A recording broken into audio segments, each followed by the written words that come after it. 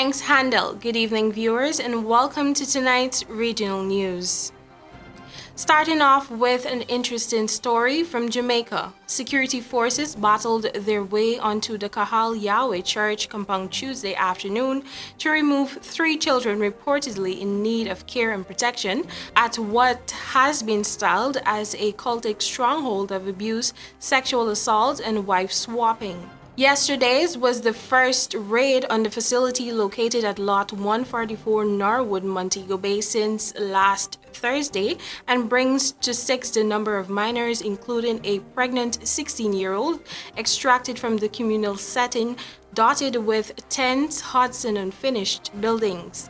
Approximately 70 followers reside under the same roof, having reportedly abandoned their homes. Although 2 of the children fought against being placed in the police car, the grandmother, who was chastised yesterday by women at the compound, was adamant that she would not leave without them. Her 37-year-old daughter chose to remain. The police carrying out the operation was openly threatened that their own children would be raped and killed as God's judgment. Thompson, whose heavenly name is Mushish, sarcastically thanked the police for raiding the premises, claiming that the operation was evidence of overreach by the security forces that would draw international outrage. And now we turn our attention to Trinidad and Tobago. Trinidad and Tobago has topped the search for free porn over the past 12 months in Google Trends. According to Google Trends, Trinidad and Tobago placed first in the search for the phrase free porn, above the United Kingdom, India, and the United States. The top 10 regions which ranked highest for this search term were Point Fortin, Princess Town, Cova Chaguanas, Sande Grande, Siparia, Western Tobago, and San Juan. Cova was the top city to run a search for the phrase, with Arima placing second and San Fernando third. In second place for the search phrase free porn was Ethiopia, while South Africa placed third.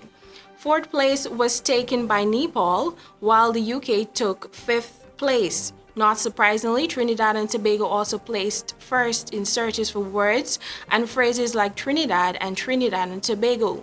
The country was also first in the search for the word doubles and placed third in the search for roti.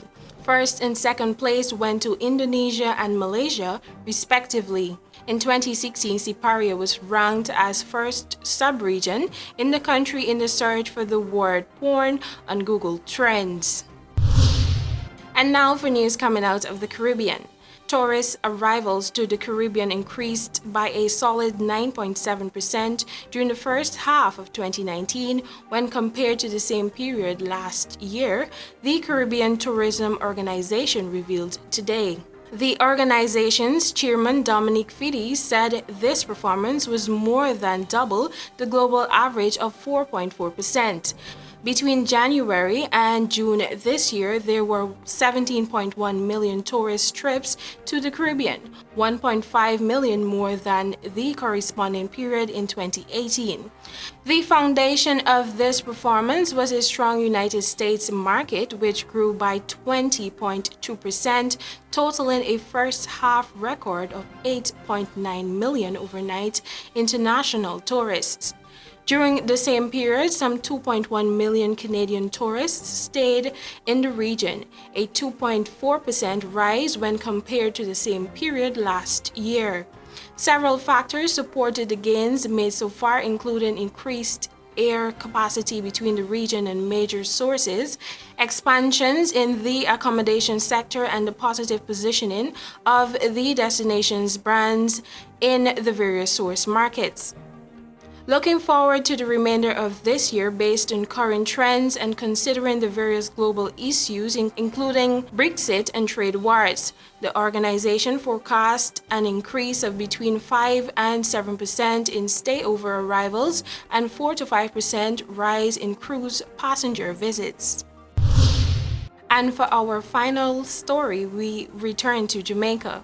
Another casualty of the United States stripping prominent Jamaicans of visitors' visa is Senior Superintendent of Police Terrence Benn. The United States Embassy in Kingston canceled visas issued to Cabinet Minister Darrell Vaz, opposition member of Parliament Philip Powell, senior police personnel, and businessmen, according to sources close to the embassy. Bent was not reached for a comment yesterday, but an impeccable source confirmed that the feared crime fighter was also affected. Bent was the last head of the new defunct Mobile Reserve Unit of the Jamaica Constabulary Force, and disbandment of which was supported by the United States. Vaz said on Friday that he would reapply for a visitor's visa to the U.S., but it is not certain if others affected will do likewise. Well, that has brought us to the end of tonight's regional news. Thank you for watching. Back to you, Handel.